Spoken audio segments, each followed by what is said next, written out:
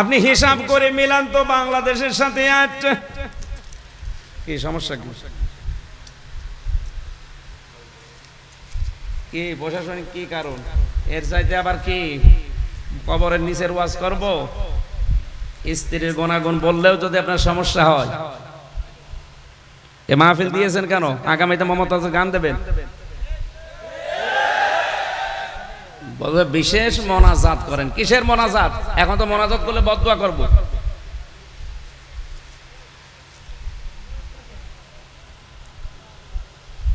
খেলা করার জন্য সম্মানিত ভাইরা, আমরা যে 8টা গুণ বলার জন্য বসেছিলাম, আমি তাফসীর আকারে এই কথা বলছিলাম ইবনে কাসির থেকে, নাকি বানিয়ে বানিয়ে বলছি? অন্যান্য দেশের মুসলিমদের সন্তানাদি আর স্ত্রীর প্রতি যে দায়িত্ব কোরআন দিয়ে তারা যেভাবে বুঝেছে, আমাদের ওইভাবে বোঝা সম্ভব হচ্ছে না। আমরা আকর্ষণীয় মনে করে তাদের কারণে আজ আখিরাত ধ্বংস করে ফেলছি। আল্লাহ আমাদেরকে সূরা আলে ইমরানের 14 নম্বর আয়াতটা বোঝার তৌফিক দিন না। আমরা প্রশাসন এবং আইনের প্রতি শ্রদ্ধাশীল, দেশে যারা দায়িত্বে আছে তাদের প্রতি শ্রদ্ধাশীল। এর জন্য কি কি কি কারণে আপনি বন্ধ করে দিলেন আমি জানি না। আমি তো আর আবু জেহেল দেখি নাই। আমার তো মনে হয় কোরআনে কারিমের এই হেদায়েতমূলক কথাগুলো যারা বলতে দেয় না, আবু জেহেল যদি দেখতে চান ওই মানুষগুলোকে দেখে নেবেন। এরা মারা গেলে এদের জানাজা দেওয়া, কবরে দেওয়া বেকার হবে। আল্লাহুম্মা আমিন। নারে তাকবীর, নারে তাকবীর। আমির হামজা সাহেবের আগমন, মেহমানের আগমন, যুবন নায়ের পক্ষ থেকে লাল গোলাপ শুভেচ্ছা, লাল গোলাপ শুভেচ্ছা। নারে তাকবীর। আপনারা কষ্ট করে বসে যান। এই মুহূর্তে আমাদের সামনে মোনাজাত, করে আলোচনাও মোনাজাত মুফতি আমির হামজা সাহেব। আপনারা বসে গেলে আমাদের মাহফিলটা সুন্দর হবে। যেখানেই আছেন আমরা একটু কষ্ট করে বসে যাই। সব থেকে লোকজন আমরা একটু বসে যাই কষ্ট করে। কোরআনে কারীম জানিয়েছে, ইন্নাল্লাযীনা ইয়াকতুমুনা মা আনজালাল্লাহু মিনাল কিতাবি ওয়া ইয়াশতারুনা বিহি সামানান ক্বালিলা উলাইকা মা ইয়াকুলুনা ফি বুতুনিহিম ইল্লান নার ওয়া লা ইউকাল্লিমুহুমুল্লাহু ইয়াওমাল কিয়ামাতি ওয়া লা ইউযাক্কিহিম ওয়া লাহুম আযাবুন আলীম। জোরে বলেন আল্লাহু আকবার। সূরা বাকারা 2 নম্বর পারার 5 নম্বর পৃষ্ঠার 3 নম্বর লাইনের 174 নম্বর আয়াতে আছে। তাফসিরে ফি জিলালিল কোরআন সাজ্জাদ কুতুব এভাবে লিখেছেন, আল্লাহ পাক বলেন, নিশ্চয় যে বা যারা একতমনা কাতামা, একতম মানে গোপন করা। এটা মজারে বর্তমান, ভবিষ্যৎ, প্রেজেন্ট, ফিউচার। এখন যারা করছে, ভবিষ্যৎ বলতে কিয়ামত পর্যন্ত যারা করবে। মানজালাল্লাহু মিনাল কিতাব, আল্লাহ পাক এই কিতাবের ভেতরে যা নাজিল করেছেন সেই কথাগুলো, এটা গোপন করার দ্বারা ইহুদিরা খুশি হয়, খ্রিস্টানরা খুশি হয়, সর্বোপরি বাংলাদেশের নামধারী মুসলমান মুনাফিক যারা, এরা খুশি হয়।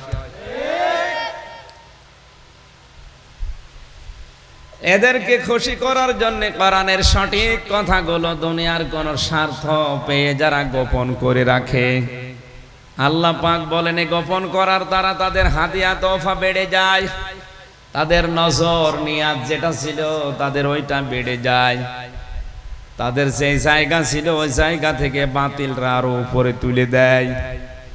আমার তো মনে হয় আয়াত পড়ার পরে ১৫০০ বছর আগে আল্লাহ যা যা বলেছেন বাংলাদেশে এখন খাপের খাপ, মমতাজের বাপ মিলে যাচ্ছে। আপনি দেখেন আজ যারা কোরআনের কথাগুলো জানার পরেও গোপন করে রাখে, তারা যেখানে আছে এখান থেকে উপরে তুলে দেয় বাতিলরা।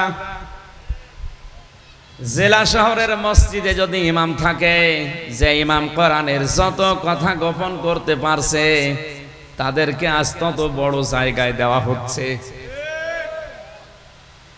তাদের বেতন, নজর নেওয়াজ, হাদিয়া, তওফা সব বেড়ে যাচ্ছে দিন দিন। কোরআনের ভাষায় আল্লাহ পাক বলেন এই যে বেতন, নজর নেওয়াজ যেগুলো বাড়ে এগুলো একটাও কিন্তু ঠিক না, এগুলো সব জাহান্নামের আগুন। সবচাইতে বড় ক্ষতি হবে ওই মানুষগুলোর সাথে আল্লাহ কিয়ামতে কথা বলবেন না এবং তাদেরকে পবিত্রও করবেন না। বলেন নাউজুবিল্লাহ। চট্টগ্রামবাসী 48,000-এর উপরে এই দেশে এখন পীর।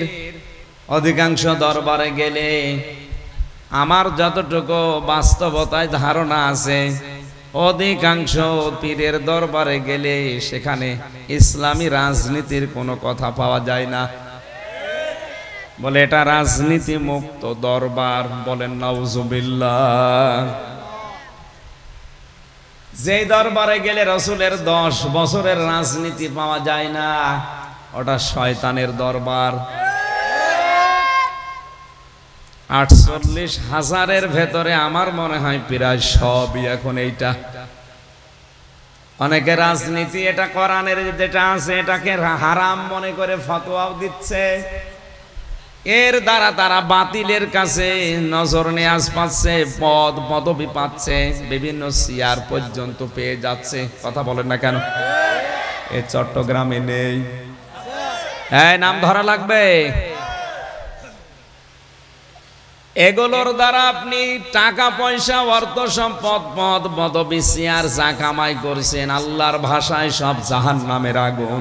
এখন যদি বলেন ওরা জানে না, হ্যাঁ জানে, ওর চাইতে শয়তান আরো বেশি জানতো। হ্যাঁ, কথা বলেন না কেন? ওর জ্ঞান আর কতটুকু আছে? শয়তানের জ্ঞান ওর চাইতে 1000 গুণ বেশি ছিল। ও জ্ঞানের ওপরে আমল না করার কারণে মারদুদ হয়ে গেছে, শয়তান হয়ে গেছে। আজ বিশ্বে যারা কোরআনে কারিমের জ্ঞান পাওয়ার পরে যারা দুনিয়ার স্বার্থে পেয়ে আমল করে না, ওগুলো শয়তানের চাইতেও খারাপ। কারণ ওর পেটে এখন যা গিয়েছে, এই মাগরিবের পরে খাবার খেয়েছে, ওটা জাহান্নামের আগুন। আপনি বলতে পারেন না দেখলাম সাগরের মাছ দিয়ে খাবার খেয়েছে। কে বলেছে ওটা সাগরের মাছ? উলাইকা মা ইয়াকুলুনা ফি বুতুনিহিম ইল্লান নার। আল্লাহ বলেন পেটে যা দিয়েছে জাহান্নামের আগুন ছাড়া আর কিছু না। এই আয়াত তো আমি বানালাম। বলেন, আপনি যদি এই কথা শোনার পরে যদি আপনাকে শত্রু মনে করেন, আমাকে না, আপনাকে আমি বাঁচার জন্য বললাম। শয়তান আপনাকে দখল করে ফেলেছে, আপনি টের পাচ্ছেন না। আপনি এখনো ফিরে আসেন, ঘর যখন কেটে যাবে তখন টের পাবেন। অধ্যাপক মঞ্জু সাহেব এখন যদি বাড়িতে যাওয়ার পরে ওনার স্ত্রী ওনারে গালি দেয়, শুয়োরের বাচ্চা, আর ভালো লাগবে? এক কথা বলে না কেন? ওনার রাগ হবে না? না, রাগ হবে মানে না, রাগ হবে না। ওনার যদি জ্ঞান থাকে উনি চিন্তা করবে আমার শিক্ষিতা বউ, ধার্মিক বউ, ভালো বংশের মেয়ে কোনদিন আমার মুখের ওপরে চোখ তুলে কথা বলে না। আর আজকে সালাম দেওয়ার পরে আমার কুকুরের বাচ্চা, শুকুরের বাচ্চা বলে গালি দিচ্ছে। অবশ্যই আমার বউরে ভূতে ধরেছে। কিসে ধরেছে? এরে জিনে ধরেছে, ভূতে ধরেছে, পরিতে ধরেছে। তাছাড়া স্বাভাবিক থাকলে তো আমারে গালি দেওয়ার কথা না। কোরআনের কথা শোনার পরে যার চরিত্রের সাথে মিলে যায়, এখন যদি লোকটা আল্লাহর উপরে রাগ না করে হামজার উপরে রাগ করে, বুঝতে হবে ওর স্বাভাবিক নেই, ওরে শয়তান দখল করে ফেলেছে।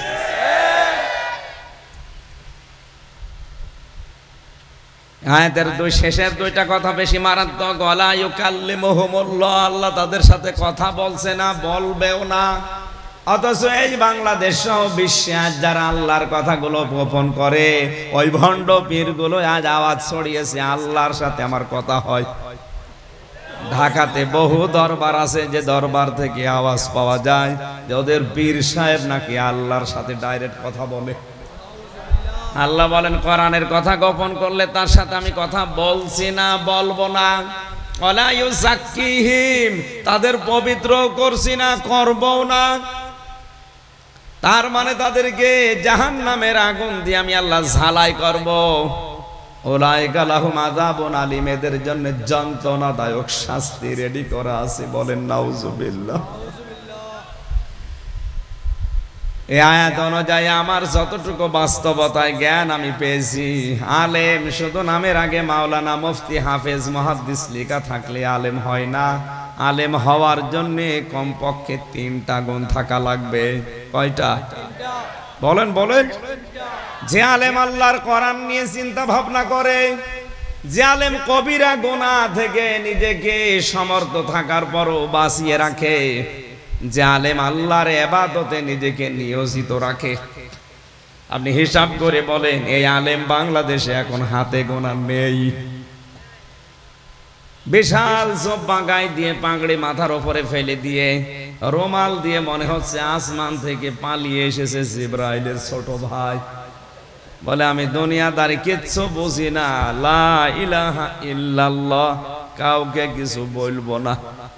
এটা কি কালেমা নাকি? এটা একটা বিপ্লবাত্মক কথা।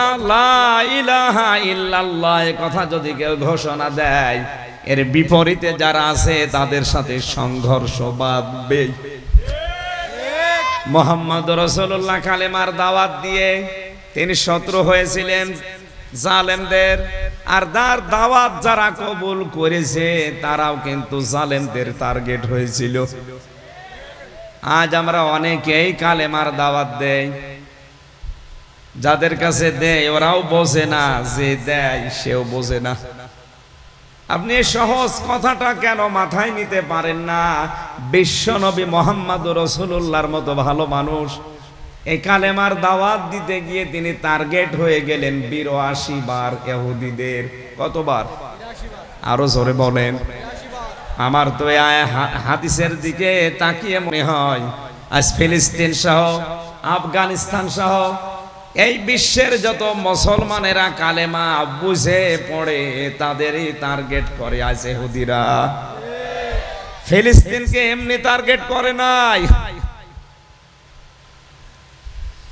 82 বার যদি বিশ্ব নবীকে ওরা জীবিত অবস্থায় মেরে ফেলার জন্য টার্গেট নেয়, এমনকি মারা যাওয়ার পরেও তাকে কবর থেকে তুলে নেওয়ার জন্য ষড়যন্ত্র করেছিল।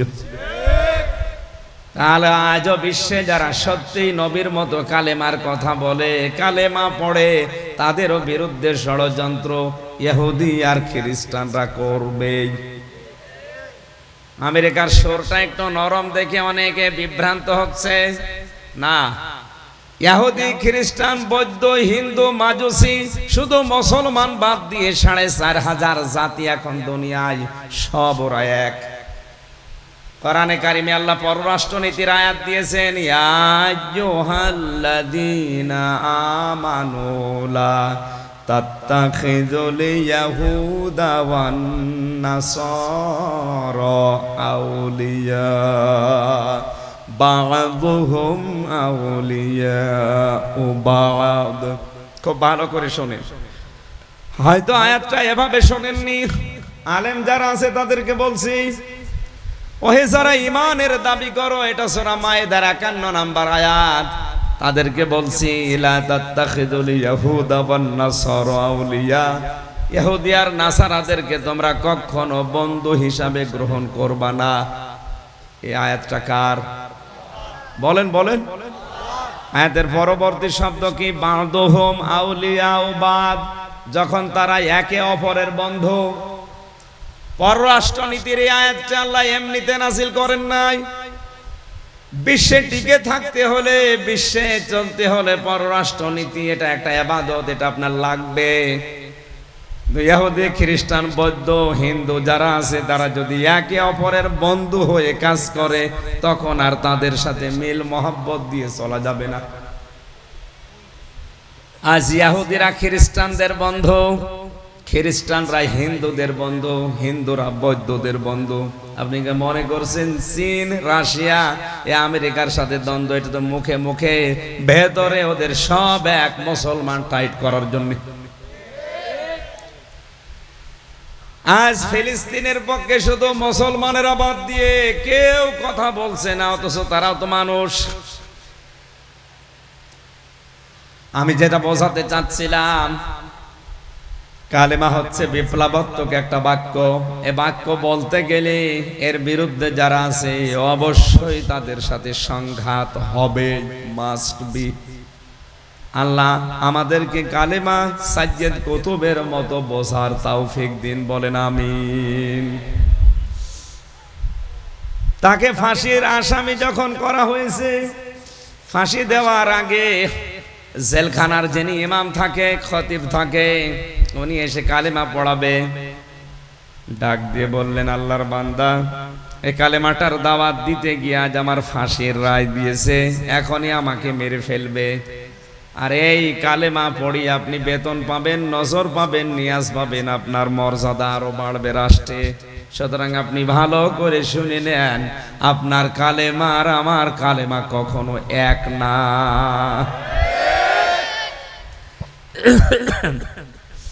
এজন্য আমি শেষে আলেমের মর্যাদা কামনা করি না, আমি আলেমদের মর্যাদা কামনা করি। ওই আলেম, যে আলেমদেরকে ইমাম তাইমিয়া রহমতুল্লাহ আলাইহি জানিয়েছেন তিনটা জায়গায় পাওয়া যায়। 1 নম্বরে মাটির নিচে, 2 নম্বরে জিহাদের ময়দানে, 3 নম্বরে জালেমের জেলখানায়। আল্লাহ আলেমদের মর্যাদা তুমি সত্যিই বাড়িয়ে দাও, হাক্কানি আলেমদের, বলেন আমিন। দরুদ আর সালাম পড়ছি আমাদের নবী মুহাম্মদ রাসূলুল্লাহ সাল্লাল্লাহু আলাইহি ওয়াসাল্লামের প্রতি। আমার আজকের তেলাওয়াতকৃত আয়াত সূরা আলে ইমরানের 14 নম্বর আয়াত। এখানে মহান আল্লাহ আমাদেরকে কিছু জিনিসের প্রতি আকর্ষণ তৈরি করে দিয়েছেন। যেহেতু তাফসীরুল কোরআন মাহফিল লেখা, জোহরের পর থেকে যত মানুষের নাম দেখলাম তাফসীর আকারে হয়তো তারা কথা বলেছে, মূল কথা আপনারা শুনে ফেলেছেন। আমি তো ছোট মানুষ, যতটুকু পারি আয়াতের উপরে আমার যতটুকু স্টাডি আছে, পড়াশোনা আছে, তাফসীর আকারে আমি বলার চেষ্টা করব ইনশাআল্লাহ। শয়তান যদি আশপাশে থাকে তাকে যেন আমরা তাড়াতে পারি। শয়তান তাড়ানোর দোয়া আগে পড়েন, আউযু বিল্লাহি মিনাশ শাইতানির রাজিম, বিসমিল্লাহির রহমানির রহিম। যুজ্জিনা লিন-নাসি হুব্বুশ শাহাওয়াতি মিনান নিসাই ওয়াল বানিন, ইলা আখিরি আয়াত। কোন সূরা যেন বললাম? সূরা আলে ইমরান। 200টা আয়াত আছে, মাত্র একটা আয়াত পড়েছি, 14 নম্বর আয়াত। 8টা বিষয় আছে আয়াতে। কয়টা? আল্লাহ পাক বলেন আকর্ষণীয় করিয়ে দিয়েছি, শোভন করে দিয়েছি, মায়া মহাব্বত ভালোবাসা তৈরি করে দিয়েছি 8টা জিনিসের উপরে। দুনিয়ায় 8টা জিনিসের মধ্যে মানুষ দুর্বল, এর দিকে মানুষের ঝোঁক, ভালোবাসা, মহাব্বত, আকর্ষণ বেশি। চট্টগ্রামবাসী, আপনি এবার নিজের সাথে মিলাবেন আপনার এই 8টা জিনিসের প্রতি ভালোবাসা আছে কিনা। আর আয়াতের শেষ কথা আল্লাহ আমাদের কি জানাতে চেয়েছেন? 1 নম্বরে পৃথিবীর মানুষের ভালোবাসা, আকর্ষণ আমি আল্লাহ তৈরি করে দিয়েছি তার স্ত্রীর প্রতি। কার প্রতি? আরো জোরে বলেন। বিশ্বনবী জানিয়েছেন আমার কাছে 3টা জিনিস ভালো লাগে, পছন্দ হয়। 1 নম্বরে সুগন্ধি, 2 নম্বরে নামাজ, আর 3 নম্বরে আমার নিজের স্ত্রী। কার স্ত্রী? এখানে যারা বসে আছি আমাদের কাছে ওই স্ত্রী ভালো লাগে, কিন্তু নিজেরটা বাদ দিয়ে অন্যেরটা। মানে নিজেরটা বাদ দিয়ে অন্যেরটা ভালো লাগে। এই কারণে আজ বাংলাদেশে পরকীয়া প্রেম। আমি আয়াতের তাফসীর পড়তে গিয়ে তাফসীরে হাক্কানিতে পেয়েছি, কেউ যদি পরকীয়া প্রেমে লিপ্ত হয় কমপক্ষে দুনিয়া আখিরাত মিলে তার 6টা ক্ষতি হবে। এখানে যদি থাকেন এই মুহূর্তে আপনার চরিত্র পাল্টাবেন। 1 নম্বরে আপনার চেহারার উজ্জ্বলতা নষ্ট হয়ে যাবে। 2 নম্বরে আপনার জীবনের ইবাদত বন্দেগী কবুল হওয়া বন্ধ হয়ে যাবে। 3 নম্বরে মরণের সময় আপনি বেঈমান হয়ে মারা যাবেন, ঈমান পাবেন না।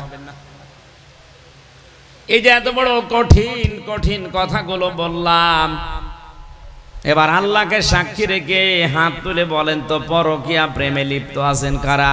হাত তোলেন তো। ও এই হাদিস বলা আমার মনে হয় এই ছেলার জন্য না, এ কুষ্টিয়ার জন্য কার্যকর। আলহামদুলিল্লাহ, যাক ভালো, এই এলাকায় পরকীয়া প্রেম নেই। যদি কেউ এরকম চরিত্রে থাকেন, আপনি কি মনে করেন আমি বুঝি না, নিজের স্ত্রী বাদ দিয়ে অন্যের স্ত্রীর সাথে হোক, অন্যের মেয়ে লোকের সাথে যে লাইন আপনি লাগিয়েছেন, কোন কারণে লাগান বলেন তো? যে মেয়ে লোকের সাথে লাইন করলেন, ওর ভেতরে যা আছে আপনার স্ত্রীর ভেতরেও তাই আছে। এই কথা বলেন না কেন? নাকি জিনিসপত্র কম বেশি আছে? না, সব পুরোপুরি ঠিক। হ্যাঁ, এখানে একটু ছোট্ট কথা বলা দরকার। এখানে হাজারো স্বামী বসে আছে, এই কারণে বলছি। মেয়েরা আছে না, সম্মানিতা মা বোনেরা, বাংলাদেশের পুরুষ মানুষের শরীর এমনি চলে না, কলকাতা হারবার আল ইন্ডিয়া হারবাল ছাড়া। কি কথা বলছেন এখানে? এদের যে যৌবন, এ তো এমনি চলে না। এর বড় যদি কোনো পুরুষ মানুষ আপনারে রেখে লাইন করে, বুঝতে হবে শুধু ওই পুরুষের একা দোষ না, আপনারও কিছু দোষ আছে। আল্লাহর নবী জানিয়েছেন, এই পৃথিবীতে যখন স্বামী বাড়িতে আসবে, দুনিয়ায় যত কাজ থাক সব কাজ মেয়েদের জন্য নিষিদ্ধ। স্বামীকে আগে হাসি মুখে সালাম দিয়ে তাকে সময় দেওয়া মেয়েদের জন্য বড় ইবাদত। এইটা পারিবারিক জীবনে না থাকার কারণে স্ত্রীর পক্ষ থেকে রেসপেক্ট, সম্মান এবং আদর সোহাগ যেটা পাওয়া দরকার, অধিকাংশ পরিবারের স্বামী এটা পায় না, এই জন্য লাইন করে। এবারে একটু জোরে বলেন, ঠিক? তার মানে বোঝা যাচ্ছে এখানে লাইন মারা লোক আছে। আল্লাহর নবী জানিয়েছেন, পৃথিবীতে আমার কাছে স্ত্রী ভালো লাগতো, আমাদের কাছেও ভালো লাগছে, কিন্তু স্ত্রী তৈরি হওয়ার আগে যে 4টা বিষয় খেয়াল করা দরকার, এখানে অধিকাংশ মানুষ ওগুলো খেয়াল করছি না।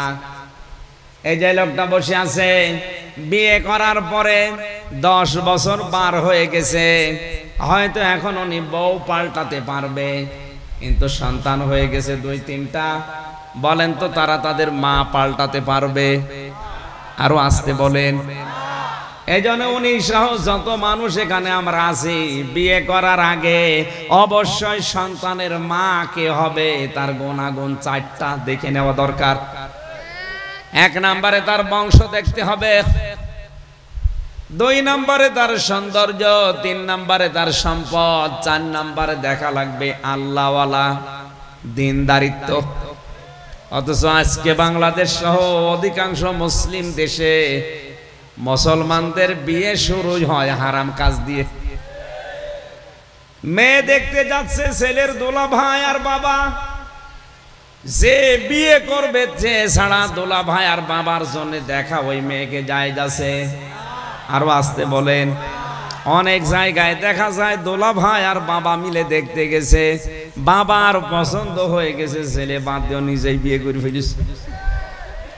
আর ওই মেয়েটা কবুল বলার আগে তো বাবার জন্যেও তা, দোলা ভাইয়ের জন্যেও তা, ওই ছেলের জন্যেও তা। কথা বলেন না কেন? আপনি হারাম কাজ দিয়ে শুরু করলেন কোন কারণে?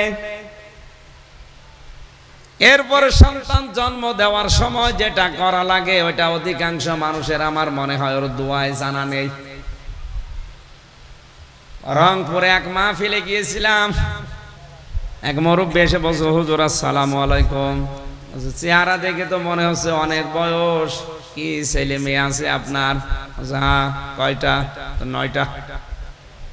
9টা ছেলে মেয়ে হয়ে গেছে। দাদা বলে আগে ডাকলাম, বললাম দাদা সন্তান জন্ম দেওয়ার সময় একটা দোয়া পড়া লাগে, একটু বলেন দেখি। বলছো হুজুরও দোয়া এখনো পড়া হয়নি। তো ও দোয়া এখনো পড়েননি, 9টা জন্ম দিয়েছেন, আবার কবে পড়বেন? অথচ ওই দোয়ার ভেতরে মারাত্মক 2টা কথা আল্লাহকে বলা হয়। বিসমিল্লাহি, আমি আল্লাহর নামে আরম্ভ করছি আজকের এই বাসর রাত, আজকের এই সংসার। আল্লাহুম্মা জান্নিবিনা শাইতান ও জান্নিবিশ শাইতান মা রাযাকতানা, আমি এবং আমার স্ত্রী দুইজনেই শয়তান থেকে আল্লাহর আশ্রয় চাই, এবং আমাদেরকে রিজিক হিসাবে আল্লাহ তুমি যা দেবে সন্তান আদি, ওগুলো যেন শয়তান থেকে নিরাপদ থাকে, মুক্ত থাকে। এই দোয়াটা আপনি কি খেলা সূরা মনে করেন? নবীজি নিজে শিখিয়েছেন এটা। আজ আমাদের স্ত্রীগুলো যে 4টা গুণ দেখে বিয়ে করার দরকার ছিল, প্রথম 3টা হয়তো অনেকেই দেখে, হ্যাঁ বংশ দেখে, তার সৌন্দর্য দেখে, তার সম্পদ দেখে। 4 নাম্বার যেটা না দেখলে হবেই না, সেইটা আমার দেখার ভেতরে নেই। এই জন্য অধিকাংশ পরিবারে আজ জান্নাতের কাঙ্ক্ষিত সুখ নেই। পরিবারগুলো আজ জাহান্নামের অগ্নিকুণ্ডে, মনে হচ্ছে অগ্নিকুণ্ড জ্বলছে, জাহান্নামের আগুন জ্বলছে। এখানে একটা দোয়া শেখায়, আমি স্বামী, প্রত্যেকে স্বামী যারা আছেন তারা দোয়া করবেন, রব্বানা হাব লানা মিন আজওয়াজিনা ওয়া যুররিয়াতিনা কুররাতা আ'য়ুনি ওয়াজআলনা লিল মুত্তাকিনা ইমামা। স্ত্রীর প্রতি মহব্বত, ভালোবাসা, আকর্ষণ, এটা আমার আল্লাহ যেহেতু তৈরি করে দিয়েছে, এখান থেকে আপনি 100 ভাগ মুক্ত থাকতে পারবেন না। কিন্তু সাবধান, এদের পেছনে থাকতে গিয়ে যেন আপনার বিশাল জীবন আখিরাত নষ্ট হয়ে না যায়। এই জন্য তাফসীর মাহফিলের আয়োজন। সূরা মুনাফিকুনের 9 নাম্বার আয়াতে আমার আল্লাহ আমাদেরকে সতর্ক করছেন ভালোবেসে, ইয়া আইয়ুহাল্লাযীনা আমানু লা তুলহিকুম আমওয়ালুকুম ওয়ালা আওলাদুকুম আন যিকিরিল্লাহ ওয়া মান ইয়াফআল যালিকা ফাউলাইকা হুমুল খাসিরুন। ওহে যারা ঈমানের দাবি করো, আমি তাফসীরে আয়াতটা পড়তে গিয়ে দেখেছি 89 বার কোরআনে আল্লাহ এই শব্দটা দিয়েছেন। কতবার? মুফাসসির লিখেছেন আল্লাহ পাক যখন এই আয়াত দিয়ে মানুষকে ডাকেন, বিশেষ করে ঈমানদারকে, তখন তার কুদরতি হাত এভাবে উঁচা করে ডাকেন, ইয়া আইয়ুহাল্লাযীনা আমানু, জোরে বলেন সুবহানাল্লাহ। ডাক দেন মায়া দিয়ে, মহব্বত দিয়ে। লা তুলহিকুম আমওয়ালুকুম ওয়ালা আওলাদুকুম, হালাক হয়ে যেও না, গাফেল হয়ে যেও না, উদাসীন হয়ে যেও না, ধ্বংস হয়ে যেও না। তোমাদের সম্পদ আদি আর সন্তান আদির পেছনে পড়ে আমি আল্লাহর জিকির থেকে, এখানে আন জিকিরিল্লাহ আই আন আমরিল্লাহ, আল্লাহর আদেশ থেকে। ওয়া মান ইয়াফআল যালিকা ফাউলাইকা হুমুল খাসিরুন। কোন মানুষ যদি এ কাজ করে, স্ত্রী, সন্তান, সম্পদ এগুলোর পেছনে পড়ে আমার আল্লাহর আইনগুলো যদি ভুলে যায়, আল্লাহ পাক বলেন ওই লোকটার জীবন ক্ষতিগ্রস্ত। বলেন নাউজুবিল্লাহ। এই আয়াতটার সাথে আমি বাংলাদেশ এবং বিশ্বের অন্যান্য মুসলিম অনেকগুলো দেশের সাথে মিলিয়ে মিল পাই না। আমি রিমান্ডে যখন ছিলাম, আমি নাম নিলাম না, একটা হিন্দু অফিসার আমারে উনি বলছিল, আমি মিশন ওমানে ছিলাম 2 বছর, ওখানে আমি ছিলাম, যে হোটেলে খাবার খেতাম, খুব ভালো করে মিলাবেন, 2টা বছর আমি ওই হোটেলে খাবার খাই, ওদের ভাষা আমার আয়ত্ত হয়ে গেছে। এই 2টা বছরের ভেতরে দেখলাম ওই দোকানে যে খাবার দিয়ে যায়, পানি দিয়ে যায়, তরকারি দিয়ে যায়, ওই ছেলেটা হচ্ছে দোকানদারের ছোট ছেলে। দোকানদার বসে ক্যাশ কাউন্টারে বসে টাকা গুনতেছে, আর ওই ছেলেটা সারাদিন ডিউটি করে, ওই কাজ করে, পানি দেয়, তরকারি দেয়, ভাত দেয়, এভাবে করে। ওনার একদিন জিজ্ঞাসা করলাম, আপনার নিজের ছেলে, আপনি এত বড় দোকানের মালিক, এত টাকা পয়সা, আপনার ছেলেটাকে ভালোভাবে লেখাপড়া করিয়ে একটা ভালো জায়গায় তুলে দিতে পারেননি? লোকটা ওনার ভাষা দিয়ে আমারে বুঝিয়েছে। কোরআনের একটা আয়াত পড়ে সূরা তাগাবুনের 14 নম্বর 15 নম্বর আয়াত, ইয়া আইয়ুহাল্লাযীনা আমানু ইন্না মিন আজওয়াজিকুম ওয়া আওলাদিকুম আদুওয়াল লাকুম ফাহযারুহুম ইলা আখিরি আয়াত। আমি সহ এখানে যত মানুষ বসে আছি সবার জন্য ওই হিন্দু অফিসারের কথাটা মনের ভেতরে লাগবে, আপনি ভালো করে শোনেন। উনি আমারে বলছিলেন, ওই যে ওমানের ওই দোকানদার আমাকে বলছে, আপনি কোন দেশে বাড়ি আমি জানি না, আপনি জাতিতে কি আমি তাও জানি না, কোরআনের যে আয়াত পড়লাম আপনি কি বুঝেছেন? ও হিন্দু বেটা, ওর কোরআনের অনেকগুলো আয়াত দেখলাম ওর মুখস্থ আছে।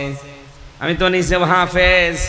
ও যে সমস্ত আয়াতগুলো বলছিল আমি থ হয়ে গেছি রিমান্ডে। কি বলে এটা হিন্দু মানুষ? আমার তো মনে হয় যতগুলো আয়াত আমার সামনে এই 10 দিন রিমান্ডে পড়েছে ওর প্রায় 2-3 পারা কোরআন মুখস্থ হয়ে আছে। আমারে বলছে, হুজুর এই দোয়াটা, এই আয়াতটা যখন পড়েছে সূরা তাগাবুনের 14 এবং 15 নম্বর আয়াত আমারে শোনালো। আমি তো বাংলায় পড়েছি, আমি বুঝে ফেলেছি উনি আমারে কি বলতে চায়।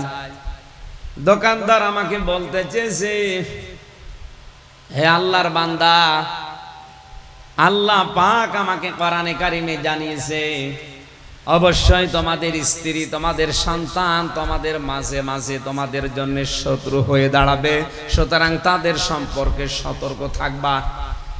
এটা আমার সন্তানের প্রতি আমার কিছু দায়িত্ব আছে। একে জন্ম দেওয়ার পরে আমি এর একটা সুন্দর নাম রেখেছি আহমেদ আলী। কি নাম? এর নাম রেখেছি আহমেদ আলী। 2 নাম্বার, একে যতটুকু পারি আমি দিনের শিক্ষা দিয়েছি। হ্যাঁ, ইসলাম মানতে গিয়ে যতটুকু দিন জানা লাগে ও জানে। 3 নাম্বারে ওর একটা কর্মজীবন তৈরি করে দেওয়া দরকার, হালাল। আমার যতটুকু সামর্থ্য ছিল আমি তৈরি করে দিয়েছি। তাই বলে তো আমি ওর জন্য ঘুষ দিয়ে বড় জায়গায় চাকরি দিয়ে আমার আখিরাত নষ্ট করতে পারি না। এরকম বাবা দেশে নেই। নিজের সন্তানের যোগ্যতা নেই, এরপরে উপরে টাকা পয়সা দিয়ে এমন জায়গায় বসিয়েছে, টাকা দিয়ে ঘুষ দিয়ে। আমি বেশি বলে ফেললাম? এই কথা বলেন না কেন?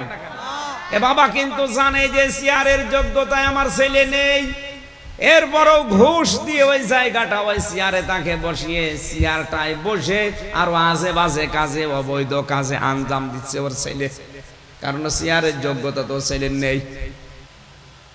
দোকানদার বলছে, আল্লাহর বান্দা, 4 নাম্বার, ওকে আমি একটা সৎ পাত্রী দেখে পাত্রস্থ করেছি, ওকে আমি একটা সৎ পাত্রী দেখে বিয়ে দিয়েছি। নবীজি আমাকে 4টা দায়িত্ব দিয়েছিল, আমি পুঙ্খানুপুঙ্খানুভাবে আদায় করলাম। ওর জন্যে দুনিয়াদার হয়ে আমি তো জাহান্নামে যেতে পারি না।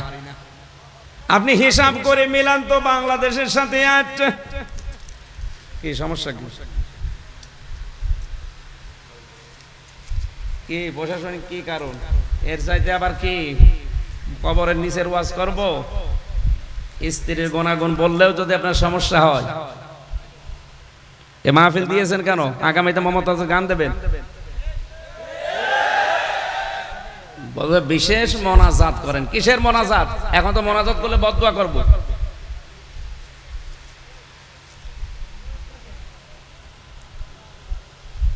খেলা করার জন্য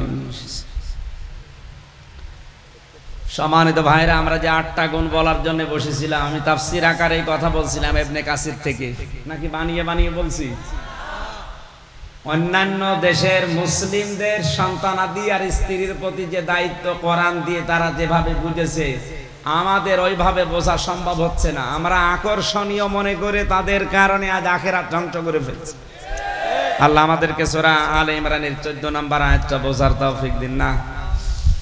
আমরা প্রশাসন এবং আইনের প্রতি শ্রদ্ধাশীল, দেশে যারা দায়িত্বে আছে তাদের প্রতি শ্রদ্ধাশীল। এর জন্য কি কি কি কারণে আপনি বন্ধ করে দিলেন আমি জানি না। আমি তো আর আবু জেহেল দেখি নাই। আমার তো মনে হয় কোরআনে কারিমের এই হেদায়েতমূলক কথাগুলো যারা বলতে দেয় না, আবু জেহেল যদি দেখতে চান ওই মানুষগুলোকে দেখে নেবেন। এরা মারা গেলে এদের জানাজা দেওয়া, কবরে দেওয়া বেকার হবে। আল্লাহুম্মা আমিন। রব্বানা যালামনা আনফুসানা ওয়া ইল্লাম তাগফির লানা ওয়া তারহামনা লানাকুনান্না মিনাল খাসিরিন।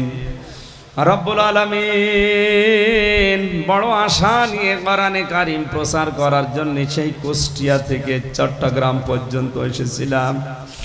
তাফসীর আকারে তাফসীরুল কোরআন মাহফিলে কথা বলার চেষ্টা